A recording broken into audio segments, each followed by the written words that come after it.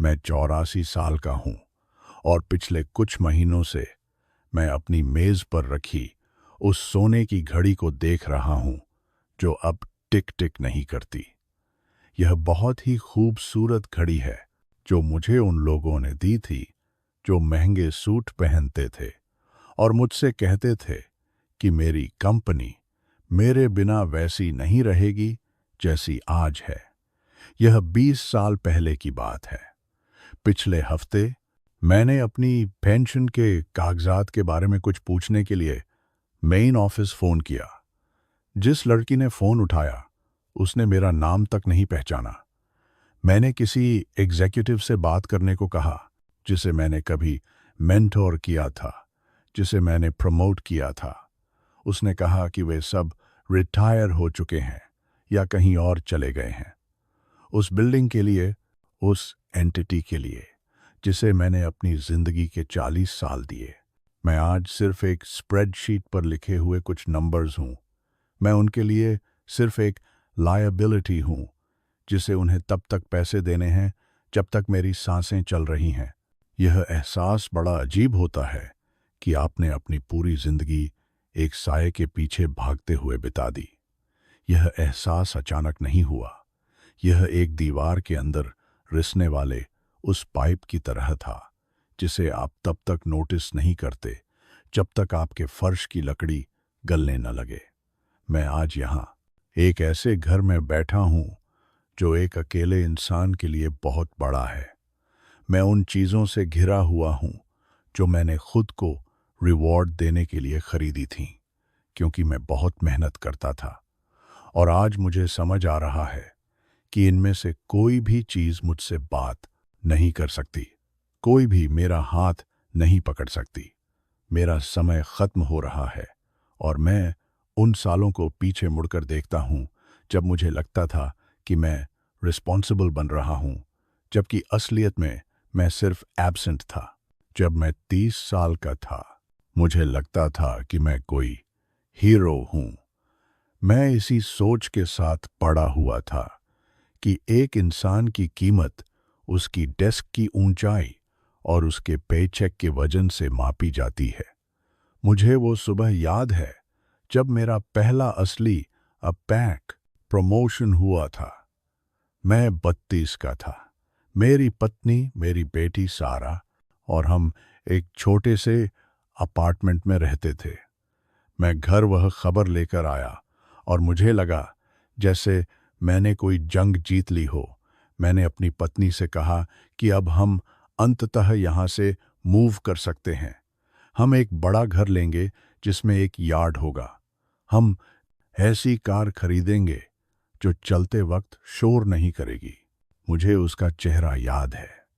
वह खुश थी, जाहिर है, लेकिन उसने मुझसे एक सवाल पूछा, क्या इसका मतलब यह है कि तुम डिनर पर घर जल्दी आओगे? मैं हंस दिया। मैंने कहा, नहीं, इसका मतलब है कि मुझे और ज्यादा मेहनत करनी होगी, लेकिन सिर्फ कुछ समय के लिए, जब तक हम सेट नहीं हो जाते। मैं इस शब्द का बहुत इस्तेमाल करता था, सेट, जैसे जिंदगी कंक्रीट का कोई सांचा हो जिसे बस एक बार सही तरह से ढाल दो और फिर वह हमेशा के लिए वैसी ही रहेगी। मुझे तब यह समझ नहीं आया कि जिंदगी एक बगीचे की तरह होती है। अगर आप बाड़ बनाने के चक्कर में बगीचे को छोड़ देंगे तो खरपतवार आपका इंतजार नहीं करेगी, वह बस सब कुछ बर्बाद कर देगी। वे बीच के साल ग्रे सूट और एयरपोर्ट टर्मिनल्स की धुंध में खो गए। मैं लॉजिस्टिक्स और सप्लाई चेन मैनेजमेंट में काम करता था। बहुतों को यह बोरिंग लग सकता है, लेकिन मेरे लिए यह शतरंज की बिसात जैसा था। मैं इसमें माहिर था। मैं वह इंसान था जिसे लोग तब फोन करते थे जब कोई शिपमेंट सिंगापुर में फंस जाती थी या अमेरिका की कोई फैक्ट्री घाटे में जा रही होती थी। मुझे अच्छा लगता था जब लोग मुझे फोन करते थे। एक कॉरपोरेशन के लिए इंडिस्पेंसिबल होना, यानी अपरिहार्य होना, एक नशे की तरह है। इससे आपको पावर महसूस होती है। आपको लगता है कि आप एमबीबीएस ऐसी चीज का हिस्सा हैं जो हमेशा बनी रहेगी। मुझे शिकागो के एक होटल का कमरा याद है। शायद 1994 की बात है। मैं 52 साल का था। मैं लगातार 3 हफ्तों से बाहर था। मैं एक ऐसे बिस्तर पर बैठा था जो मेरा नहीं था, एक सिल्वर ट्रे से सैंडविच खा रहा था, और अचानक मुझे एहसास हुआ कि मुझे अपनी बेटी सारा के कमरे का रंग याद नहीं आ रहा है। मुझे फर्स्ट क्लास केबिन की सीटों का रंग पता था। मुझे लंदन ऑफिस के बोर्ड रूम का कोना कोना याद था, लेकिन मुझे यह नहीं पता था कि मेरी बेटी को अब क्या पसंद है। वह 17 साल की हो चुकी थी। वह एक ऐसी अजनबी बन गई थी जो उस घर में रहती थी जिसका बिल मैं भरता था। मैंने उस रात घर फोन किया। मेरी पत्नी ने फोन उठाया। उसकी आवाज थकी हुई थी। मैंने उसे उस डील के बारे में बताया जो मैंने अभी क्लोज की थी। मैं 10 मिनट तक मार्जिन्स, ओवरहेड और अपने सीईओ से मिली तारीफों के बारे में बोलता रहा। जब मैं रुका तो दूसरी तरफ सन्नाटा था। फिर उसने कहा, यह अच्छा है आर्थर, सारा को आज यूनिवर्सिटी से एक्सेप्टेंस लेटर मिला है। वह तुम्हें बताना चाहती थी, लेकिन तुम मीटिंग में थे। मुझे हल्का सा पछतावा हुआ, लेकिन मैंने उसे नजरअंदाज कर दिया। मैंने खुद से कहा कि वह उसी यूनिवर्सिटी में इसलिए जा पा रही है क्योंकि मैं इस होटल के कमरे में बैठकर काम कर रहा हूं। मैंने अपनी गैर मौजूदगी को प्रोविजन यानी सुविधाओं के पीछे छिपा लिया। मुझे लगा कि जब तक बैंक अकाउंट में पैसे आ रहे हैं, मैं अपना काम कर रहा हूं। मुझे समझ नहीं आया कि मैं अपनी फादरहुड को एक बैंक अकाउंट को सौंप रहा था। मुझे लगा कि मैं एक प्रोवाइडर बन रहा हूं, लेकिन असल में मैं सिर्फ एक ऐसा इन्वेस्टर था जो कभी अपने निवेश को देखने नहीं गया। नुकसान हमेशा छोटी छोटी बातों में होता है। वह आज नहीं में होता है। जब कोई बच्चा साथ खेलने को कहता है, वह मैं बाद में इसकी भरपाई कर दूंगा, मैं होता है जिसकी भरपाई आप कभी नहीं करते। वह उस तरीके में होता है जब आप डिनर टेबल पर हाथ में फोन लिए बैठे होते हैं और आपका दिमाग पहले से ही कल के क्राइसिस में होता है। आपको लगता है कि आप प्रोडक्टिव बन रहे हैं, आप एक अच्छे एम्प्लॉई बन रहे हैं, लेकिन हकीकत में आप अपने परिवार को आपके बिना जीना सिखा रहे होते हैं, और वे बहुत जल्दी सीख जाते हैं। वे आपकी कमी को दूसरे लोगों से, दूसरी आदतों से भर लेते हैं। मुझे अपना 60वां जन्मदिन याद है। कंपनी ने मेरे लिए एक पार्टी दी थी। भाषण हुए। एक केक था जिस पर एक ग्राफ बना था जो दिखा रहा था कि मेरे समय में कंपनी ने कितनी तरक्की की। मुझे किसी राजा जैसा महसूस हो रहा था। मैंने कमरे में चारों ओर देखा। 100 लोग मेरे लिए तालियां बजा रहे थे। मुझे लगा कि मेरा जीवन सफल रहा। लेकिन जब मैं घर गया तो मेरी पत्नी ने एक छोटा सा डिनर बनाया था। सारा अपने पति के साथ आई थी। बातचीत तो हो रही थी, लेकिन उसमें कोई गहराई नहीं थी। यह वैसी ही बातचीत थी जैसी आप साल में एक बार मिलने वाले किसी दूर के रिश्तेदार से करते हैं। उन्हें मेरे चुटकुले नहीं पता थे। उन्हें यह नहीं पता था कि मैं किस बात से डरता हूं। वे उस आर्थर को जानते थे जो काम करता था, उस इंसान को नहीं जो मैं अंदर से था। मैं अपने ही घर में, अपने ही परिवार के बीच बैठा था, और मुझे उस होटल के कमरे से भी ज्यादा अकेलापन महसूस हो रहा था। मुझे एहसास हुआ कि मैंने 40 साल उस जगह अपनी साख बनाने में बिता दिए जो मुझे एक हफ्ते में बदल देगी, और 40 साल उन लोगों को नजरअंदाज किया जो मेरी जिंदगी थे। बदलाव तब आया जब मैं रिटायर हो गया। मुझे लगा कि अब मैं आखिरकार घर लौट आया हूँ। अब मेरे पास समय ही समय था। मैं वह ग्रैंडफादर बनने वाला था जो मैं पिता के तौर पर नहीं बन सका। लेकिन मेरी पत्नी बीमार पड़ गई। वह बहुत ही दर्दनाक समय था। 3 साल तक हमारी दुनिया सिर्फ एक हॉस्पिटल बेड और बेडरूम की 4 दीवारों के बीच सिमट गई। उन 3 सालों में मैंने देखा कि दुनिया मेरे बिना भी चल रही है। जिस कंपनी को मैंने बनाया था उसका मर्जर हो गया। मेरे पुराने डिपार्टमेंट का ढांचा बदल दिया गया। जिन लोगों को मैं अपना दोस्त समझता था उन्होंने फोन करना बंद कर दिया। जब मैं काम कर रहा था फोन कभी रुकता नहीं था। मुझे लगा था कि हमारे बीच कोई बॉन्ड है। लेकिन जैसे ही मेरे पास उनके एक्सपेंस रिपोर्ट्स साइन करने या उनका बोनसेस तय करने की ताकत खत्म हुई, मैं उनके लिए मर गया। इसमें उनका कोई दोष नहीं था। यह सिर्फ बिजनेस था। वे भी अपने अपने सेट्स के पीछे भाग रहे थे, बिल्कुल मेरी तरह।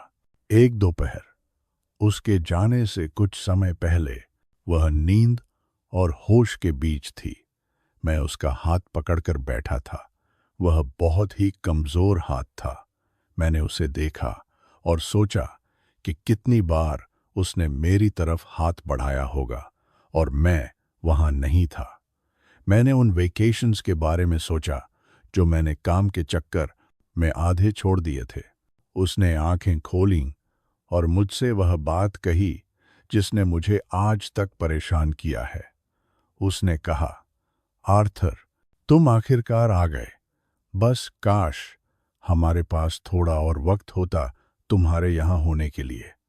वह कड़वा नहीं बोल रही थी, वह सच बोल रही थी।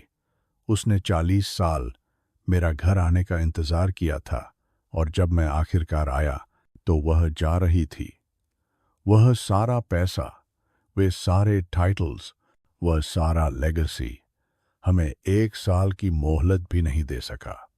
मैं समझ गया कि मैंने अपनी जिंदगी की सबसे कीमती करेंसी उन चीजों पर खर्च कर दी थी जो असल में बेकार थीं। उसके जाने के बाद इस घर का सन्नाटा डरावना हो गया। मैं एक बार ऑफिस गया, बस ऐसे ही मिलने। मुझे लगा कि मैं गलियारों में टहलूंगा, कुछ पुराने चेहरों को देखूंगा। जब मैं लॉबी में पहुंचा, सिक्योरिटी गार्ड ने मुझे रोक दिया। वह नया था। उसने मेरी आईडी मांगी। मैंने उससे कहा कि मैं यहाँ का सीनियर वाइस प्रेसिडेंट रह चुका हूँ। उसने कंप्यूटर में देखा और कहा, आई एम सॉरी सर, आपका नाम सिस्टम में नहीं है। आप किससे मिलना चाहते हैं? मैं वहां बहुत देर तक खड़ा रहा, उस लोगों को देखता रहा जिसकी मैंने सालों तक वकालत की थी। और मुझे समझ आया कि वह गार्ड सही कह रहा था। मैं अब सिस्टम में नहीं था। मैं कहीं नहीं था। मैं उस बिल्डिंग से बाहर आया, अपनी कार में बैठा और 30 साल में पहली बार रोया। मैं काम के लिए नहीं रो रहा था। मैं इसलिए रो रहा था क्योंकि मैंने अपनी जिंदगी एक ऐसी चीज को दे दी थी जिसकी कोई रूह नहीं थी। मैंने एक मशीन की सेवा की थी और अब मशीन का काम निकल चुका था। मैं आपको देख रहा हूं। मैं आपको आपके 30 और 40 की उम्र में देख रहा हूं। मैं देख रहा हूं कि आप देर तक काम करते हैं क्योंकि आपको लगता है कि इससे कोई फर्क पड़ेगा। मैं देख रहा हूं कि आप अपने बच्चे के फुटबॉल मैच में मेज के नीचे फोन पर ईमेल्स चेक कर रहे हैं। मैं देख रहा हूं कि आप अपने जीवन साथी से कह रहे हैं कि अगले साल सब बदल जाएगा। मैं आपको बताना चाहता हूं कि अगला साल एक झूठ है। अगला साल कभी नहीं आता, सिर्फ आज होता है। और यह आज आपकी उंगलियों से रेत की तरह फिसल रहा है। आपको लगता है कि आप इंडिस्पेंसेबल हैं। आपको लगता है कि अगर आप नहीं करेंगे तो सब बिखर जाएगा। मैं आपको एक राज बताता हूं, कुछ नहीं बिखरेगा। काम हो जाएगा, शिपमेंट्स चली जाएंगी, मीटिंग्स हो जाएंगी। और अगर आप कल मर गए तो आपके शोक संदेश से पहले आपकी नौकरी का पोस्ट इंटरनेट पर होगा। आपके सहकर्मी 1-2 दिन दुख मनाएंगे और फिर कोई और आपकी जगह बैठ जाएगा। सिर्फ वे लोग ही आपको नहीं बदल सकते जिन्हें आप अभी नज़रअंदाज कर रहे हैं। आपके बच्चों का बचपन सिर्फ एक बार आता है। आपके माता पिता सिर्फ कुछ समय के लिए यहाँ हैं। वही जगहें हैं जहाँ आपकी कमी कभी पूरी नहीं हो सकती। बाकी हर जगह आप सिर्फ एक मशीन के बदले जाने वाले पार्ट हैं। मैं अब 84 साल का हूँ। मेरी दुनिया बहुत छोटी हो गई है। मेरी बेटी सारा और उसके बच्चे हैं। मैं उनके साथ रहने की कोशिश करता हूँ, लेकिन हमारे बीच हमेशा एक परछाई रहती है। सारा मुझसे प्यार करती है, वह मेरा ख्याल रखती है, लेकिन वह मुझे अपने राज नहीं बताती। वह मेरे पास तब नहीं आती जब वह दुखी होती है। क्यों आएगी? मैं वह इंसान था ही नहीं जिसके पास वह पिछले 30 सालों में गई हो। आप अचानक उस रोल में नहीं आ सकते जिसकी आपने कभी रिहर्स ही नहीं की। मैं उसकी जिंदगी में एक गेस्ट की तरह हूं, और यह उस करियर के लिए बहुत बड़ी कीमत है जो अब मेरा नाम तक नहीं जानता। आजकल मैं अपने बरामदे में बहुत समय बिताता हूं। मैं पड़ोसियों को देखता हूं। मैं बगल के घर में एक नौजवान को देखता हूं जो सुबह 6 बजे काम पर जाता है और रात को 8 बजे लौटता है। मैं उसकी पत्नी को अकेले सामान लाते देखता हूं। मैं उसके छोटे बेटे को अकेले यार्ड में खेलते देखता हूं।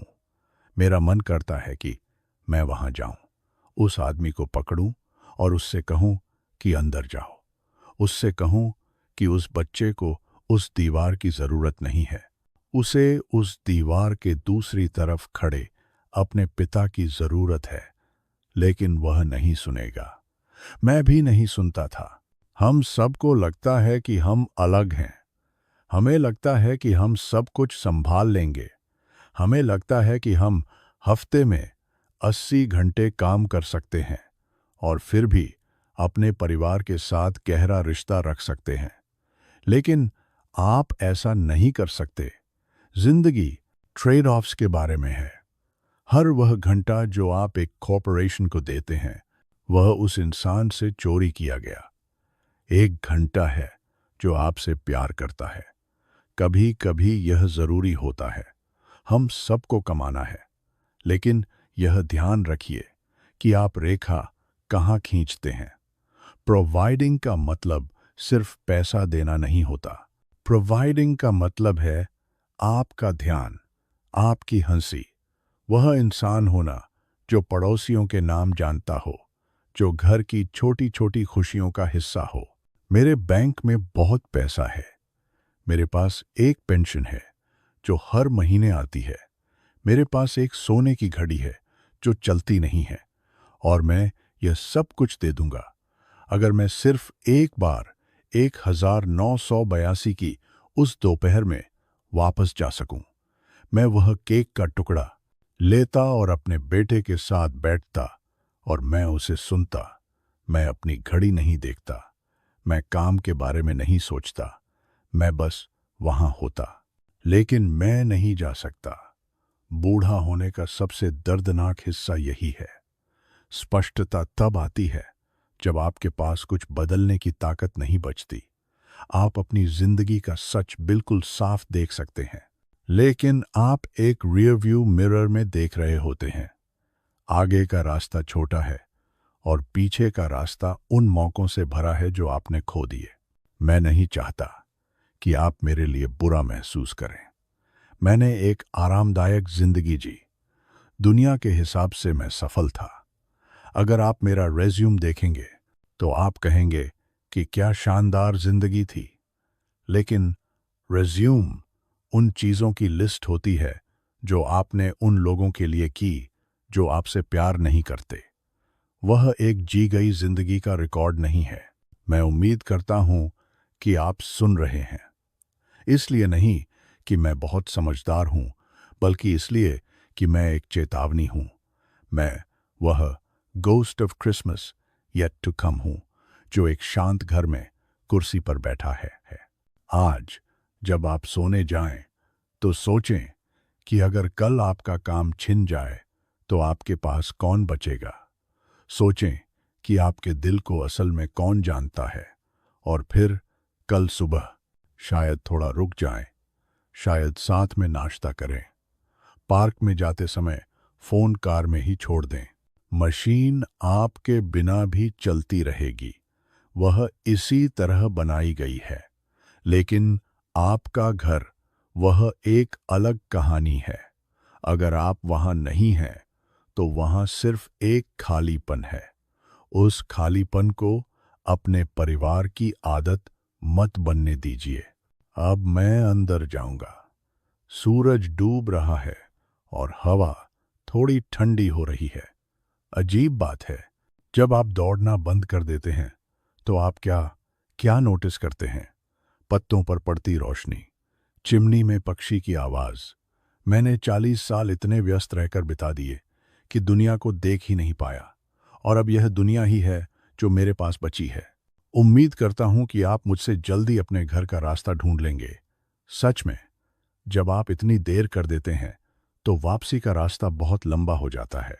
अगर इस बात ने आपको जरा भी सोचने पर मजबूर किया है, अगर आपने किसी ऐसे इंसान को फोन करने के बारे में सोचा है जिससे बहुत समय से बात नहीं हुई है, तो मेरा यह सब बताना सफल रहा। इस कुर्सी पर बैठकर मैं और ज्यादा कुछ नहीं कर सकता। अपना ख्याल रखें, और उससे भी जरूरी उन लोगों का ख्याल रखें जो आपका नाम जानते हैं। आपका टाइटल नहीं, आपका रैंक नहीं, बस आपका नाम। शुभ रात्रि।